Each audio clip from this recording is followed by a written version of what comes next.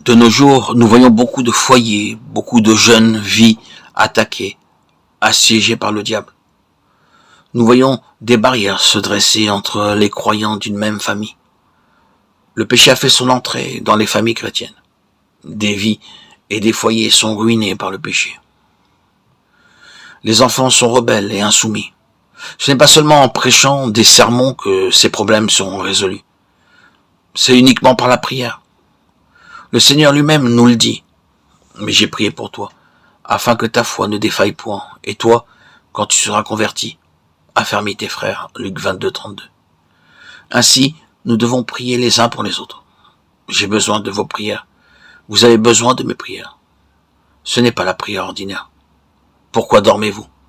Levez-vous et priez afin que vous ne tombiez pas en tentation. Luc 22, 46.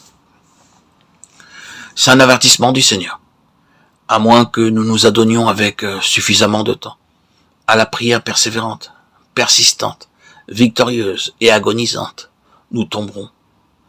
Malgré toutes nos connaissances, toute notre activité, nous ferons faillite. C'est pour cela, je le crois, qu'au tout début de notre sainte convocation à laquelle nous avons été appelés, le Seigneur veut nous enseigner, nous exhorter à prier. Le Seigneur veut répandre sur nous un esprit de prière, de supplication et d'intercession selon sa volonté. Ce n'est qu'à cette condition que les choses que nous entendrons pourront être de quelque utilité pour nous. Que le Seigneur veuille lui-même nous garder durant tous ces jours que nous avons à passer dans cet exil terrestre, où nous sommes tous ensemble, dans un esprit de prière et de supplication. Alors,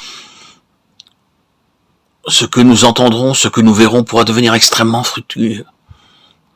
C'est par cette même arme que les premiers apôtres sortirent en vainqueurs pour leur service. Après avoir été relâchés, ils allèrent vers les leurs et racontèrent tout ce que les principaux sacrificateurs et les anciens leur avaient dit lorsqu'ils l'eurent entendu. Ils élevèrent à Dieu la voix tous ensemble et dirent: Seigneur, toi qui as fait le ciel, la terre, la mer et tout ce qui s'y trouve, c'est toi qui as dit par le Saint-Esprit, par la bouche de notre Père, ton serviteur David. Pourquoi ce tumulte parmi les nations et ces vaines pensées parmi les peuples? Les rois de la terre se sont soulevés et les princes se sont ligués contre le Seigneur et contre son oint.